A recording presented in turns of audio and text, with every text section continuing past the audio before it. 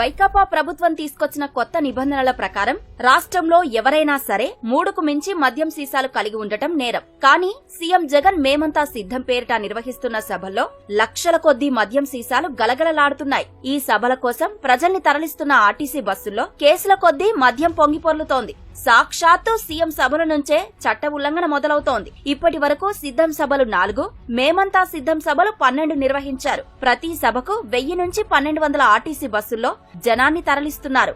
వాటిలో ఎక్కిన కాసేపటి తర్వాత దారిలో మద్యం తీసుకొచ్చి లోడ్ చేస్తున్నారు. ప్రతి బస్సులో సుమారు 100 క్వార్టర్ సీసాలు అందుబాటులో ఉంచుతున్నారు. అలా ఇప్పటి వరకు జరిగిన సభల్లో దాదాపు 20 లక్షల మద్యం సీసాలు పంపిణీ చేశారు. 3 సీసాలు ఉండటమే చట్టవిరుద్ధమైతే అన్ని లక్షల సీసాలు వైకాపా నాయకుల వద్దకు ఎలా చేరాయో ఎందుకు దర్యాప్తు చేయట్లేదు? ఎన్నికల సంఘానికి అధికారులకు చిత్తశుద్ధి ఉంటే జగన్ సభలకు జనాన్ని తరలిస్తున్న ఏ బస్సులో చూసినా, ఏ సభ వద్దకు వెళ్లినా కేసుల కొద్దీ మద్యం పట్టుబడుతుంది. కానీ ఎందుకు దాడులు చేయట్లేదన్నదే అంతుచిక్కని ప్రశ్న.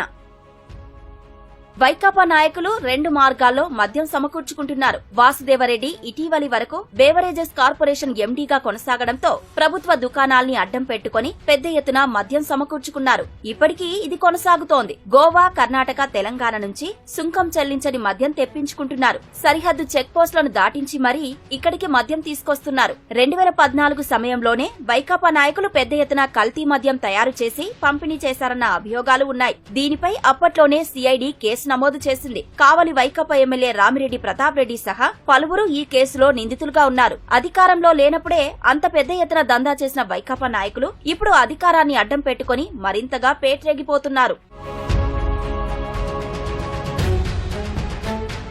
మొన్న దర్శి, నిన్న చిత్తూరు, ఆలమూరు, తాజాగా నగరి రాష్ట్రంలో ఎక్కడికక్కడే వైకాపా నాయకుల మద్యం డంపులు బయటపడుతున్నాయి. అడ్డదారుల్లోనైనా గెలవాలనే లక్ష్యంతో అధికార పార్టీ నాయకులు ఎన్నికల షెడ్యూల్ విడుదలకు ముందే భారీగా మద్యం సమకూర్చుకున్నారు. వాటిని వారి స్థావరాల్లో నిల్వ చేసుకున్నారు. ఇప్పటికీ తెప్పించుకుంటున్నారు. పక్క రాష్ట్రాల నుంచి లారీల కొద్దీ మద్యం తెప్పించుకొని నిల్వ చేసుకున్నారు. ప్రస్తుతం నామినేషన్ల తరుణంలో మద్యం సీసాలను బయటకు తెస్తుండటంతో పలు చోట్ల ఈ డంపుల ఉనికి బయటపడుతోంది. వాస్తవంగా వైకాపా నాయకుల గోదాములు, ఇతర స్థావరాల్లో ఉన్న మద్యం నిల్వలతో పాటు వారు ఇతర ప్రాంతాల నుంచి తెప్పించుకుంటున్నది పోలిస్తే ఇప్పుడు పోలీసులు, సెబ్ సిబ్బంది, ఫ్లయింగ్ స్క్వాడ్లు పట్టుకుంటున్నది, పట్టుబడింది 1% లేదు. పక్క రాష్ట్రాల నుంచి పెద్ద ఎత్తున లారీలో వైకాపా నాయకులు ఏపీలోకి మద్యం తరలిస్తుంటే ఏ ఒక్కరూ వాటిని ఆపట్లేదు. పోలీసులు, సెబ్ సిబ్బంది ఇలా ఆపకపోవడానికి కారణం వారి స్వామి భక్తి. కోనసీమ జిల్లా ఆలమూరులో మండపేట నియోజకవర్గ వైకాపా ఎన్నికల పరిశీలకుడు ప్రభాకర్ రావుకు చెందిన ఇటుకల బట్టీలో 130 బాక్సుల్లో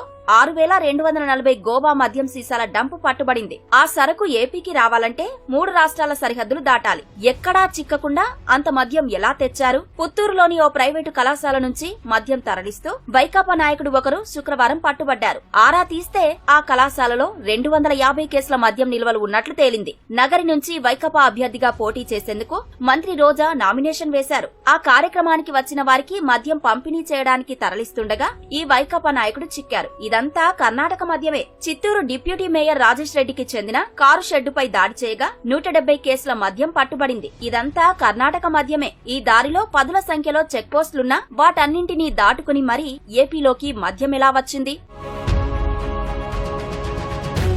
2 రోజుల కిందట ప్రకాశం జిల్లా దర్శి నియోజకవర్గం ముండ్లమూరులోని ప్రభుత్వ మద్యం దుకాణం నుంచి కారులోకి మద్యం కేసులు ఎక్కిస్తుండగా సెబ్ సిబ్బంది దాడి చేసి పట్టుకున్నారు. కారు డ్రైవర్ ను విచారిస్తే ఈరంరెడ్డి మాలకొండారెడ్డి ఇంటికి తరలిస్తున్నట్లు తేలింది. అక్కడ తనిఖీ చేయగా 223 మద్యం కేసులు బయటపడ్డాయి. అవన్నీ పెదవులగల్లు, ముండ్లమూరు, మారేళ్ల గ్రామాల్లోని ప్రభుత్వ దుకాణాల నుంచి తరలించినవే. వైకాపా ముఖ్య నాయకుడు మేడం రమణారెడ్డి ఈ డంప్ నిర్వహిస్తున్నట్లు తేలింది. తెలంగాణ, ఆంధ్రప్రదేశ్ సరిహద్దుల్లో చెక్ పోస్టుల ఏర్పాటు, తనిఖీల విషయంలో నిర్లక్ష్యంగా వ్యవహరిస్తున్నారంటూ జనవరి 9న విజయవాడ సిపి కాంతిరాణాపై కేంద్ర ఎన్నికల సంఘం తీవ్ర ఆగ్రహం వ్యక్తం చేసింది. అనంతపురం సరిహద్దుల్లోకి కర్ణాటక నుంచి భారీగా మద్యం వస్తుంటే ఎందుకు నిలువరించట్లేదని అప్పటి ఎస్పీ అన్బురాజన్ను ప్రశ్నించింది. తమిళనాడు, కర్ణాటక మద్యం వచ్చేస్తుంటే ఎందుకు అడ్డుకోవట్లేదని అప్పటి తిరుపతి ఎస్పీ పరమేశ్వర్ రెడ్డి, నెల్లూరు ఎస్పీ తిరుమలేశ్వర్ రెడ్డిలను నిలదీసింది. మద్యం సరఫరా కాకుండా కట్టుదిట్టంగా నిలువరించాలని, సరిహద్దుల్లో చెక్ పోస్టులు, తనిఖీ కేంద్రాలు ఏర్పాటు చేయాలని ఎన్నికల సంఘం డిసెంబర్, జనవరి నెలల నుంచే ఆదేశించిన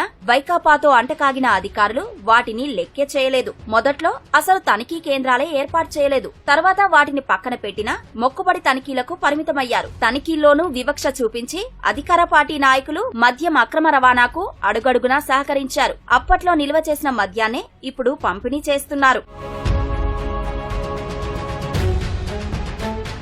బేవరేజెస్ కార్పొరేషన్ ఎండీగా ఇటీవల వరకు పనిచేసి ఈసీ ఆదేశాలతో బదిలీ వేటుకు గురైన వాసుదేవరెడ్డిని అడ్డం పెట్టుకుని వైకాపా నాయకులు ముందుగానే భారీ ఎత్తున మద్యం నిల్వలు సమకూర్చుకున్నారు. షెడ్యూల్ విడుదలకు ముందే వైకాపా ముఖ్య నాయకులు కోరుకున్న చోటకు వారికి కావలసినంత మద్యం చేరింది. కోడ్ అమల్లోకి వచ్చాక ప్రభుత్వ మద్యం దుకాణాల్లో, బార్లలో విక్రయాలపై ఎన్నికల సంఘం ఆంక్షలు విధించింది. గతేడాది ఇదే రోజున విక్రయించిన దానికంటే ఎక్కువ అమ్మడానికి వీల్లేదని నిర్దేశించింది. ఆ పరిమితి మేరకు చాలా చోట్ల సరకంతా వైకాపా నేతలకే చేరవేస్తున్నారు. తర్వాత విక్రయాలు లేవంటూ మధ్యాహ్నానికే దుకాణాలు మూసేస్తున్నారు. ఇతర రాష్ట్రాలది ఏపీ మద్యం కలిపి ఇటుక బట్టీలు, గోదాములు, ప్రైవేటు కళాశాలలు, మారుమూల ప్రాంతాలు, స్థావరాల్లో నిల్వ చేస్తున్నారు.